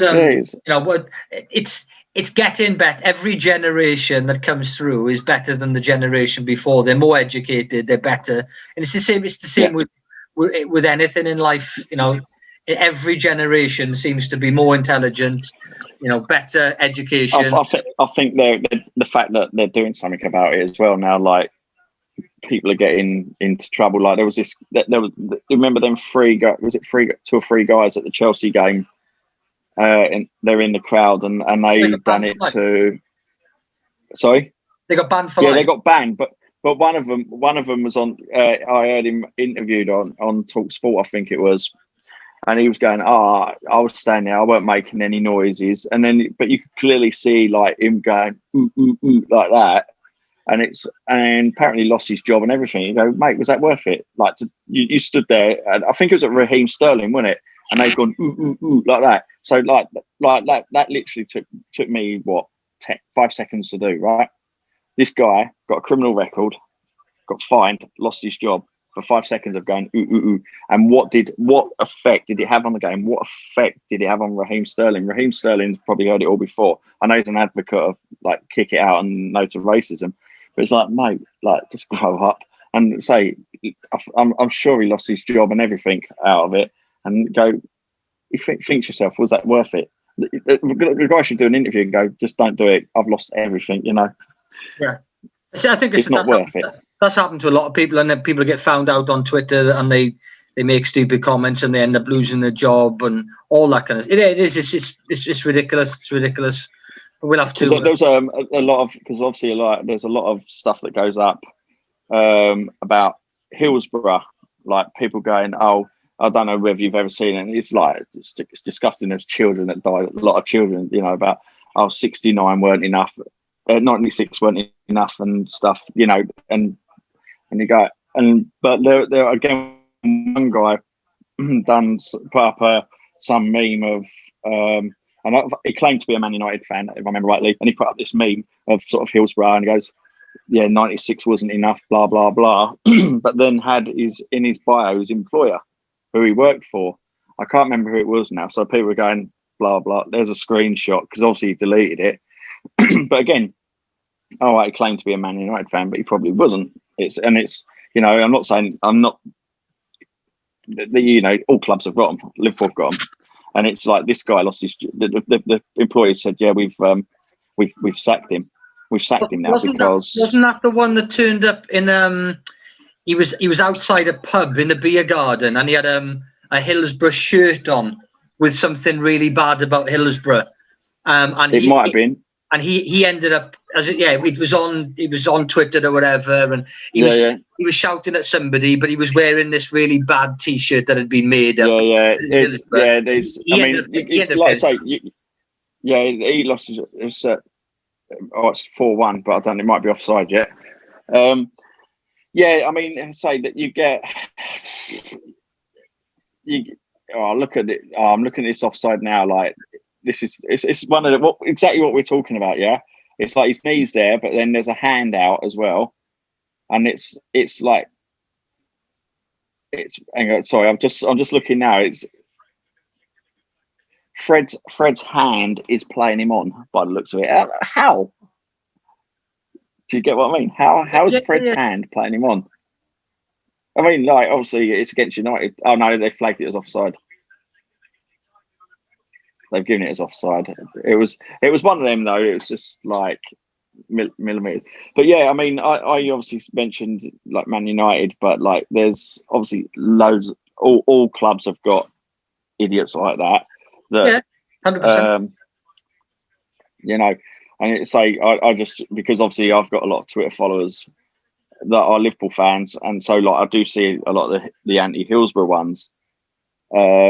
But like, I mean, I know for a fact, like for instance, there was this guy put a thing up about Munich, the Munich air disaster, you know, and started taking the mickey out of that. And you go, well, Liverpool, like proper Liverpool fans go, no, not in our name. Literally, no, thank you, not in our name. Hang on, what's he giving? Hang on. No, it is offside. He's already offside.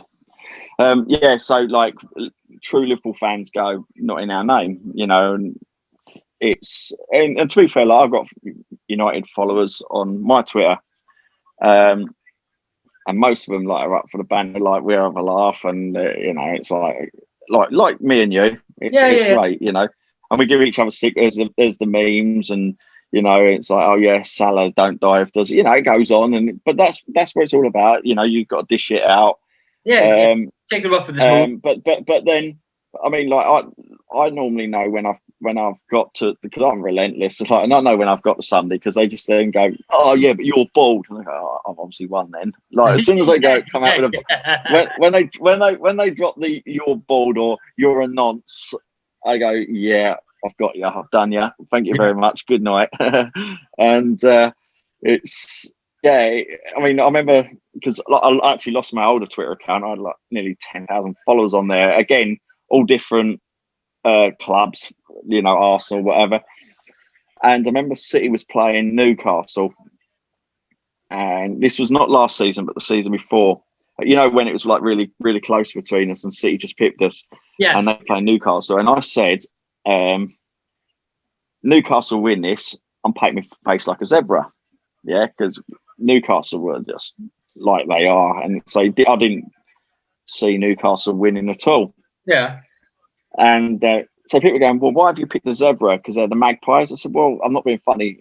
Magpies are just basically like, without being sounding wrong, magpies are just black. I don't want to paint my face black because that just caused too much offence, in my opinion. So I picked zebra because of the stripes. So that was so I went, I'll paint my face like a zebra. So I literally got like so many people following me. We want photographic evidence, and they all follow me, and everybody, like, the tweet went like mad, and it's like people going, we want photographic evidence. Then one bright spot went, we want photographic evidence in a public place. And I'm like, oh. And Steve, but the other presenters going, oh, they've done you, haven't they? I said, I've got to do it. If Newcastle lose, I have to go through it now, because like so many people. Yeah. I think I've gained something like 2,000 followers just out of that tweet, because people wanted to see whether I'd go through with it. I thought there's literally no way. I'd be slaughtered if I. Anyway, bang, Newcastle go and win. I went, cheers for that, Newcastle. Like, I'm going, oh my days. So, right, okay, let's get my face painted up then. So people going, when are you going to do it? I said, yeah, I'm going to do it. Like, I'll do it like the following day. So I got all my face all done, painted, like lovely, great. So, right, I know what I'll do. Down the road, I've got Morrison's. I'm going to go in Morrison's, couple of selfies in Morrison's. So I've driven there. My missus is like, I'm not coming with you. You're embarrassing. What? You're sad. I went, I've got to do it. A bet's a bet, Yeah, of course. If I said it, I've said it, yeah. So I've driven to Morrison's, come out, and obviously it's different if you're with a kid or a young kid or whatever. You say, yeah, but I'm a 50-year-old bloke on my own. On your own. Face paint like a zebra. Face paint like a zebra. And it's like, you should have just taken like a bucket with you, so you looked like you're doing fancy dress for something. Yeah, I didn't think of that. I just wanted to get it over and done with, if I'm going to be honest. And so, like, I've gone walking in this Morrison's, and the security guard guy's just gone, like, he's just gone, like, follow me, like, with his eyes, and he's gone like that. And I went, all right, mate. I was just like really casual about it. So it says, all right, mate. And this guy looked at me and went, that takes bottle. I went, mate, don't. It's just so I went, cut the selfies. Right, I'm getting out of here and getting this crap off my face. Drove home. And my missus, oh, you're just sad. What is wrong with you? I said, bet's a bet. So I wiped it all off, tweeted it. Yeah. There you go, and you can see the Morrisons in the background. You can see so I've done a couple. You can see it weren't photoshopped or anything like that. I'm pretty going fair play. Oh yeah, nice one, and all that. Man of his word, blah blah blah. And then the abuse started. I thought, oh, here we go. You should have your hard drive checked. And I said, what's that then, mate? He goes, well, look at you. I went, yeah, I painted my face. He went, yeah, you should have your hard drive checked. I said, you got a girlfriend? Yeah. She wear makeup? Yeah. Should she have her hard drives checked then? Whatever. One bloke, brilliant. He actually tagged the Metropolitan Police. So, tagged Metropolitan Police. This guy needs his hard drives. He's a danger to society. And so I replied to him. I said, mate, just so you know, yeah, painting your face isn't a criminal offence. Wasting police time is. Next thing, he's deleted it and blocked me, and it's like, oh, come on, at least have a go. And then I'll start getting, you shouldn't be allowed near children and all that. And I go, why is that? And that's all I kept saying was, why? You painted your face. Yeah. But I'm going back to, why? Whatever, you're a nonce. Yeah, no, come on, at least, and anybody. And then after that, just anybody went nonce and all that like sort of stuff, I'm just blocking them.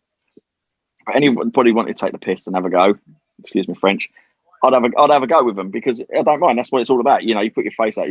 But anybody that just starts like just going straight, oh yeah, look at you. You should, you're a child of you. What? Because I've painted my face for a bet. Read the original tweet. Good grief. But like generally, it went down really well, and I've not done anything like that since.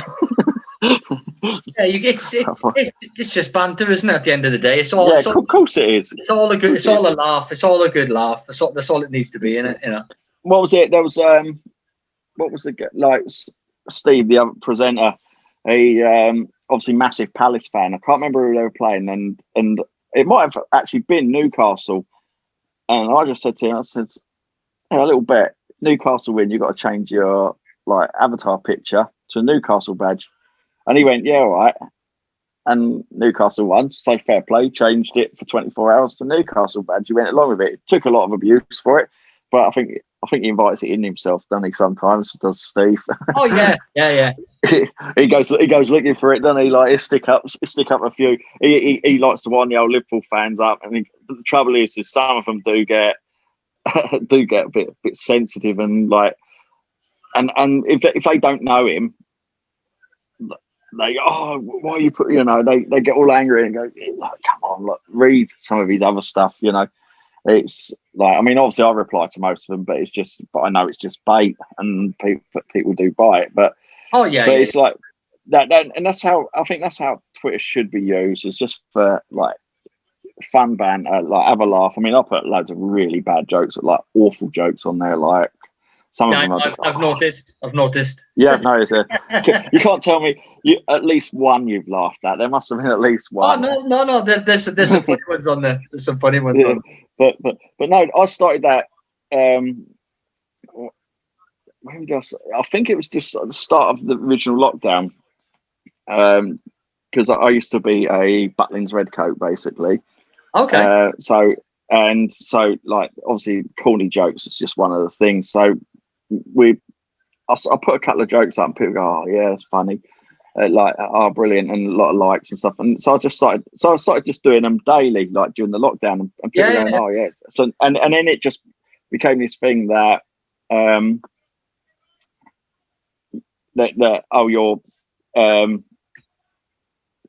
like, I put these jokes up. It was just become this thing that I would put these jokes up. So I just kept it going, and and then there was a couple of guys that going, oh, you're boring. Block me there. I really don't care. It's like some people are just too sensitive, and it's like, oh, your jokes are like, and I'm like, why are you following me? My whole existence isn't about putting jokes on there just for you. Putting jokes up there, people, they laugh at me. If they want to go, oh, that's crap, or people want to skip by, people want to block me. It's Twitter. It's not real life. It's not like, I'm not making a living out of Twitter. It's like that.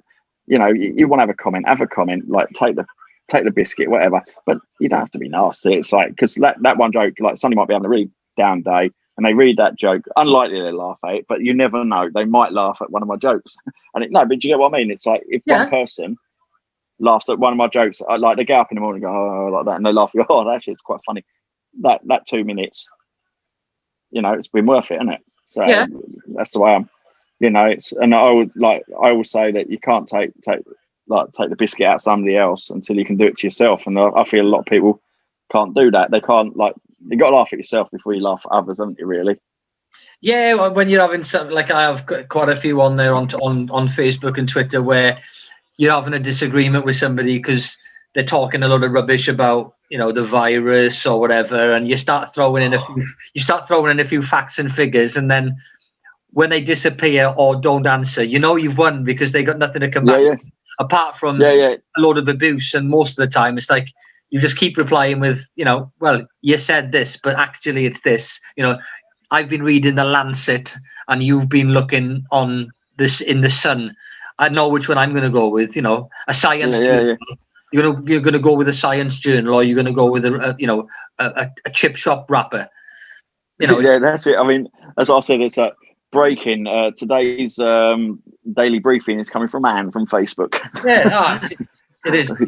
It's a joke. It's a joke, but yeah. It's one of those. I mean, I done it on my old account. I done a test just to prove how gullible people were, and I put a picture of a beach from, like, say, a couple of years ago, a crowded beach a couple of years ago, and I actually tweeted it. No wonder this virus is so bad. Scenes from Birmingham Beach. Oh, right? I know. Amount of people that go, oh, this is disgusting. No wonder this country, like, people just, like, you got to understand. Read Birmingham's landlocked. It doesn't have a beach. Yes. It's just people believe everything. Because it's like Facebook, I think it's just like some of the stuff on Facebook. You just, Mrs. says to me, "Oh, Percy Sledge died." Yeah, 6 years ago. Move on. No, he's just died. It's just because it's just come up on Facebook. No, 6 years ago. I remember it.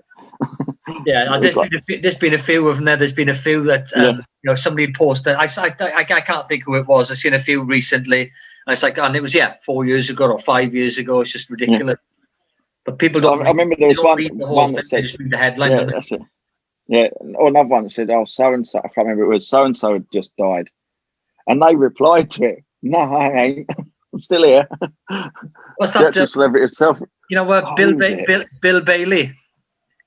Yeah, that was it. Bill Bailey. Yeah, Bill Bailey's died. Sadly died. But no, I ain't.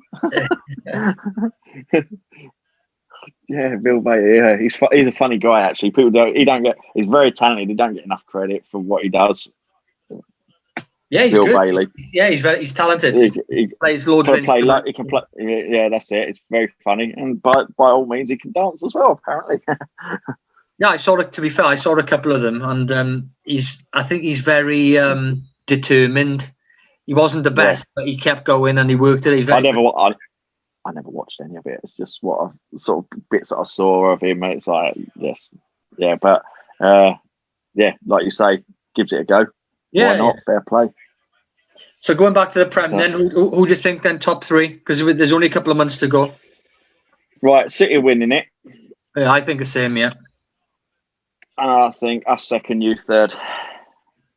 Chin up. I think second is up for grabs with 4 or 5. I think Leicester is still in it. You know, I think they're probably the dark horse. No, they'll do what they've done last year, I reckon. Because Vardy's out, don't forget. So they're not going to, like, against the bigger sides, then, like, he's their talisman, isn't it? You know, and this is obviously Tottenham doing their usual, we're going to win the league after 3 games and then bottle it, and as usual. Yeah, they had a good start. Yeah, they're gone. They're gone. Yeah. No, I mean, obviously, the Everton lot are giving it some. No chance, whatsoever. Because apparently Pickford's dropped tomorrow, but they're saying he's injured, but he's obviously dropped because he keeps making mistakes. But I literally think, because I think Liverpool have had a blip. Obviously, yeah. You may have noticed. Yeah, slightly. Yeah. yeah. You kept reminding me. Yeah. So Liverpool had that blip, but I don't think, or I'd like to hope that that's the end of. I'm not saying we're going to go, oh, what a goal! That's ridiculous. Martial's goal is ridiculous. I hate to say it. That's. Yeah, I think I can't see Liverpool having another blip like that, but I can see you. I can see you having after tonight, though, obviously, having a bit of a. I don't know, because like if you're playing, obviously it's against 10 men, but if you're going to play like this, or it might be offside actually. It might be ruled off actually, but it's still a good goal. But yeah,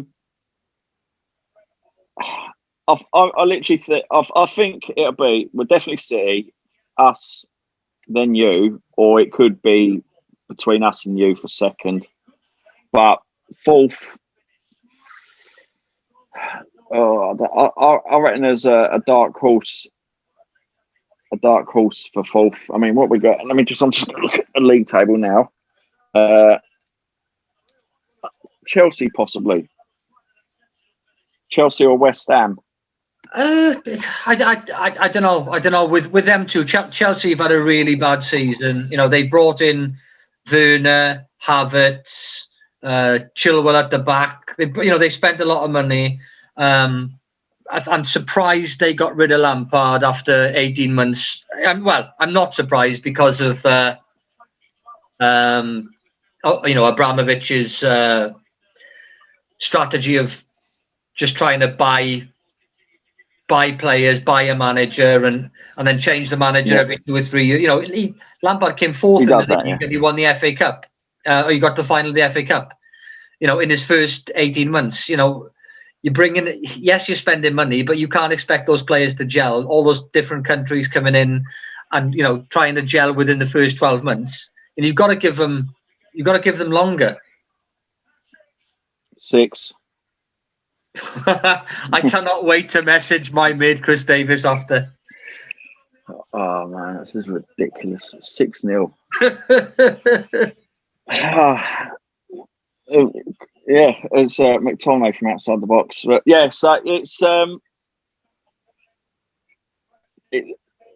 like you say, Chelsea, like because they got spoiled, like with when Abramovich came in. Because like the younger, the real that was a goal and a half. The younger generation of Chelsea fans don't know that Chelsea were like days of going into liquidation, weren't they? Pretty much. And Abramovich come along. Yeah. And this was before the financial fair play was properly monitored, and he just went here's his checkbook, got the best manager in, got the best players in, nobody could get near them. They were a good team, but when you're spending that sort of money, you'd hope so, wouldn't you? You know, I mean, it's like I thought that would be City's downfall this season, because they found a loophole with the financial fair play when they were investigated, and they just got that fine because it had expired, because it had been more than 6 years. I think FIFA and UEFA will be watching them like, yeah, you go as much as £1 over, we'll have you this time. You won't get away with it. City know that they will have to, dot every I and cross every T. They won't get away with it again, because UEFA want payback, don't they? In my eyes. I think the problem is that that's City's problem, but Chelsea's major problem in the future is that Abramovich, his money is a loan. So if he decides to pull out tomorrow, Chelsea owe him 780 million or whatever it is, 800. Oh yeah. It's just a loan. So he's, they're saying, Abramovich is the owner of the club and all this. The Glaziers are United's owners, but when the Glaziers or when the Cronkiers, with Arsenal and the guys at Liverpool, when they put their money in, they've put their money in and they've used their money as the owners of the club. Whereas Abramovich has used his money and gone, yeah, you can buy him, but it's a loan. So if he decides to leave tomorrow, Chelsea have got to find 800 million. They would just go bankrupt. Yeah. Roman Abramovich is lending Chelsea Football Club the money. Yeah. Which is what's going to happen when he pulls out whenever he does pull out, because it's these guys. He will. Of course he will. All of them will at some point. They're basically playing real Championship Manager, really, aren't they? It's a real life version of Championship Manager. John W. Emery, like Liverpool's owner, like he's about 200. Like, look, he's really old, and it's that thing. But obviously, Liverpool are owned by FSG, which is that like a holding company. And obviously, when he's gone, hopefully FSG. I mean, he was talking to a who was it? Not Kobe. No, that's a bit rude, isn't it? Because he died. But who's the basketball player? There was a basketball player, and this other guy that was an ex-American football player, sorry, of merging with FSG, so that more investment, etc. Yeah. But I think to secure its future, because obviously John W. Emery isn't no spring chicken, not like his missus. Yeah. But it's like the Glaziers. They're all like really old, aren't they? I think one of them died, didn't he? One of them died. But did he? Then, you've got the two sons and stuff, and it's I don't know how they do it, but they offset their debt against, because they own clubs out in America as well, and they'll offset one debt against another club, and then they've got their whiz kid accountants who can, like what City did with selling the rights for £1, and they offset their tax and they do things. Yeah, of course they do. All the loopholes they can find, they'll do. And I know that the Glaziers are a lot better off now than they were 5-6 years ago. They've brought the debt down by a lot, and things like. They were hated, weren't they? Oh yeah. But they took they owed about 700 million quid, which was in United's name. They brought that with them. Which would have offset it from one of the other clubs that they have. But you make a lot of money on stuff like, Pogba was 89 million world record, but they made that money back within about 3 weeks of shirt sales. So those kind of things, they're irrelevant, aren't they?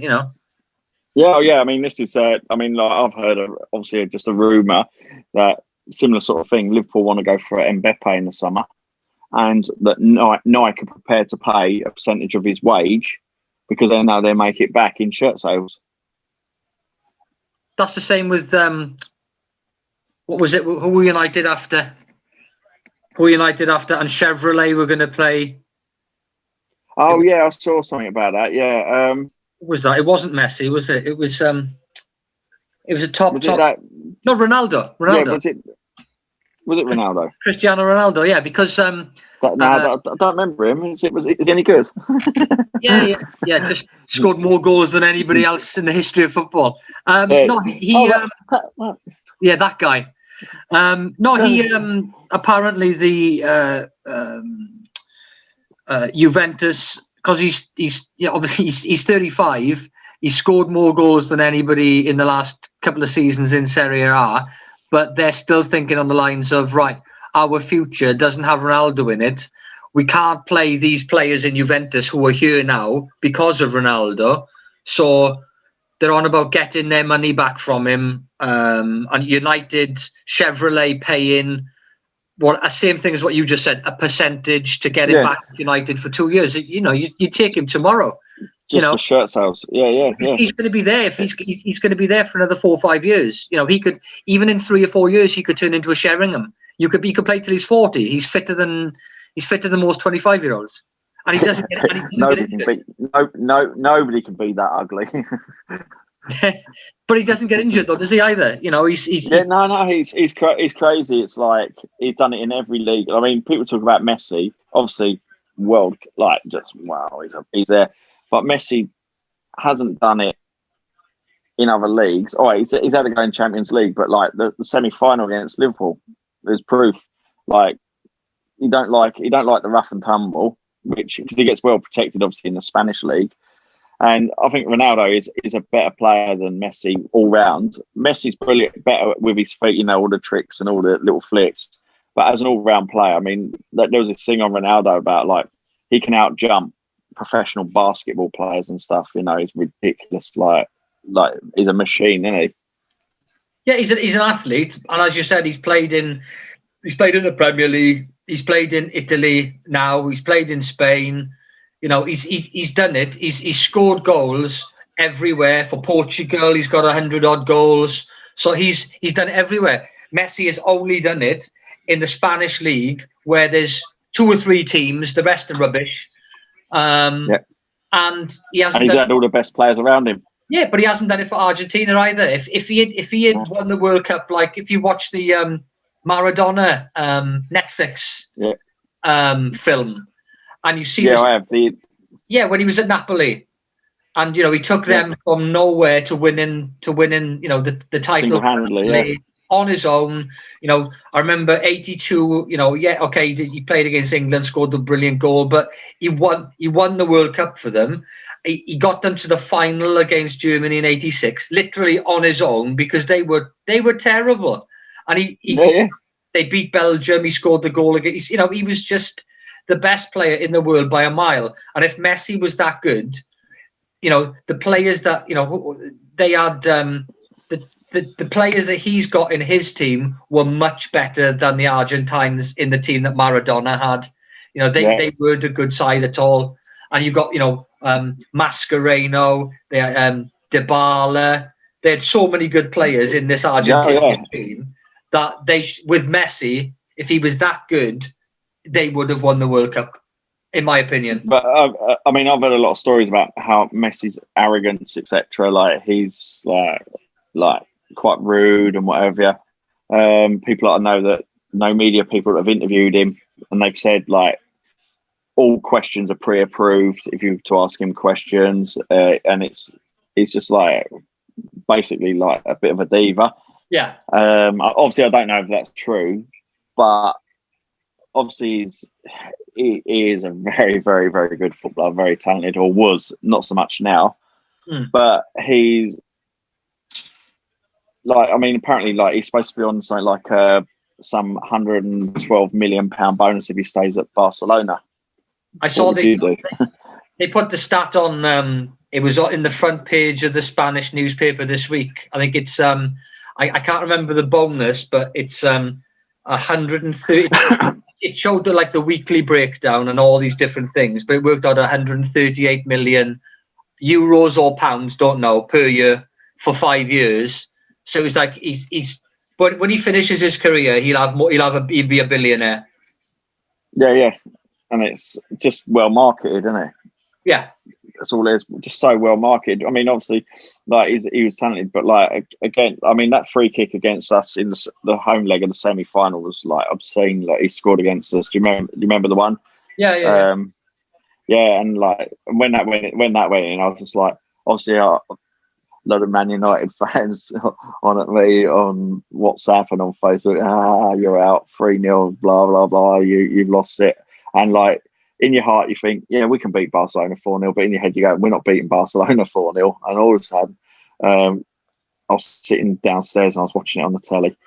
And I go, 3-0. You go, oh, another penalty. Another penalty to you, Jesus. That was a definite penalty. It should be a sending off as well. Really? Yeah, it was last man. So have a look. Might have been a dive. It was Martial. Oh, blatant dive. Absolute shocking. So not a penalty then? Oh, that was shocking. If this is given, this is embarrassing. He done it the other week, and it was on Soccer AM. Let's all laugh at diving. It's the same as that. No. If that is given, that is embarrassing. Sorry. Well, that'll make up for the penalty that we should have had earlier on. I suppose there is that, but Robbie Savage saying it's a penalty. Robbie Savage is a wasp in a bottle. Just shut up, mate. 7-0's got a good ring to it, though.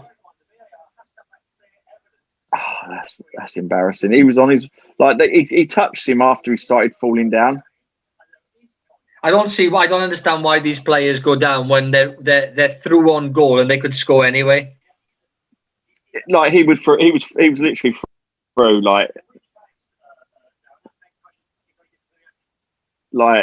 this player could get sent off now if this is given. We don't have He's going to look at it. Oh, here we go. But it's taken a minute to look at it, isn't it? Yeah, and then now he goes over and look at it. And the thing is if it's exactly like the same situation as David Luiz. He didn't play the ball.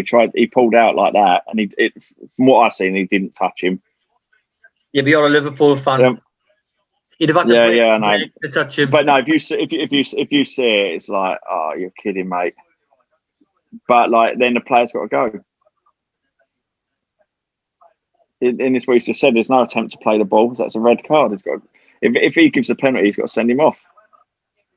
Yeah, and if he doesn't send him off, then it makes a shambles of the other game. Luiz being sent off, doesn't it? Well, yeah. If he gives him a yellow card, like you say, it's a shambles of the David Luiz. Then if I was Arsenal, I'd say David Luiz. Say, well, hang on a minute, that one was only yellow. Well, then he can appeal then, but that's the difference between Arsenal losing tonight and maybe winning, because he was sent off after 45 minutes. Yeah. It's but he's having a good look at it though. He's still looking. He's got his finger in his ear, so he's obviously talking to whoever it is. Oh, here we go. Mike Dean. He's not giving a lot away. He's just walking back. Jasper Carrot. He's not. Yeah, he is, isn't he?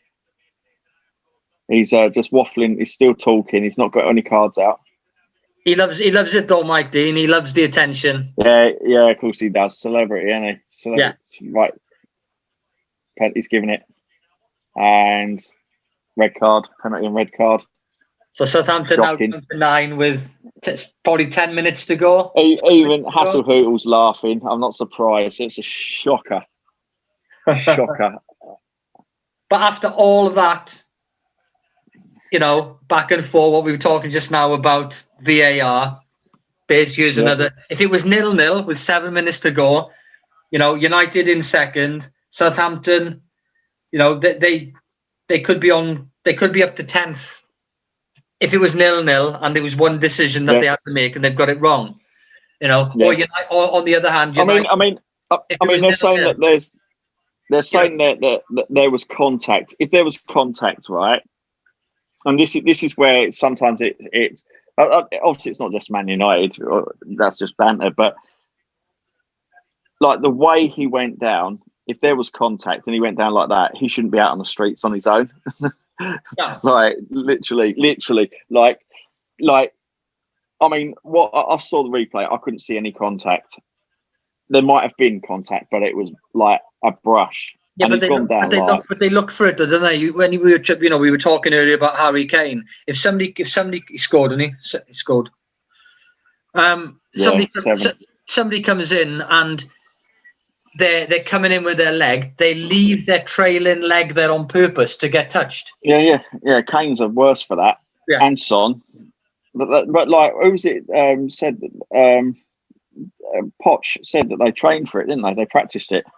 I remember when I was I think probably 18, 19. I was playing in a team with a guy that he's a Czech Republic international, and he was only 18, 19.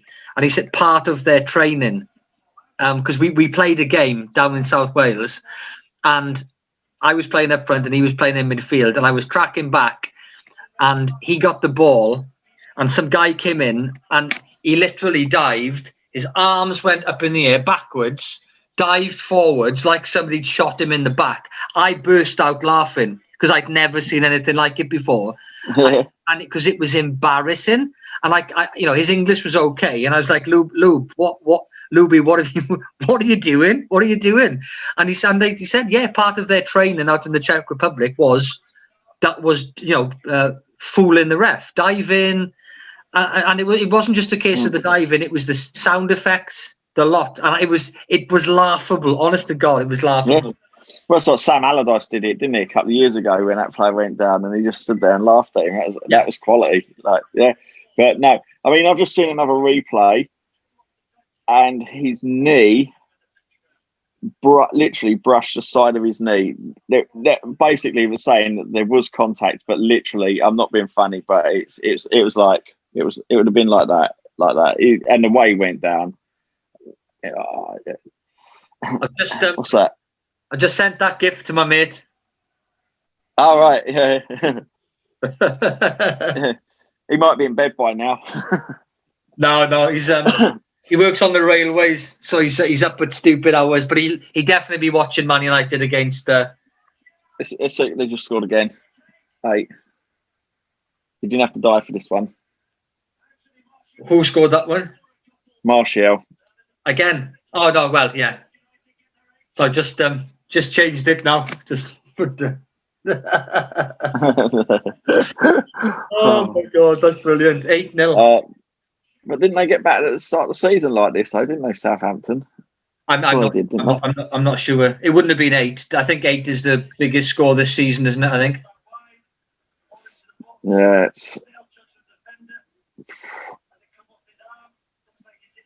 Yeah, fair play. Right. Yeah, so oh dear. It's been good to talk to you. No, it hasn't. It's been awful with this game. It has been very good. 4 points. 4 points now between. You got a game tomorrow night? You got a game? Who Liverpool got next? Yeah, we're at home to Brighton. Easy 3 points there. Oh yeah. So saying that, Brighton have had a good win, so they'll be hoping. Well, is it home or is it away?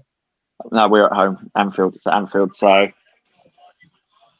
Yeah, we'll have to wait and see. She should be. They'll be up for it because, as I say, they need to be. They need another couple of good wins. We'll put them right back in the mix of being away from relegation. So we'll have to. We'll have to see. We'll have to see.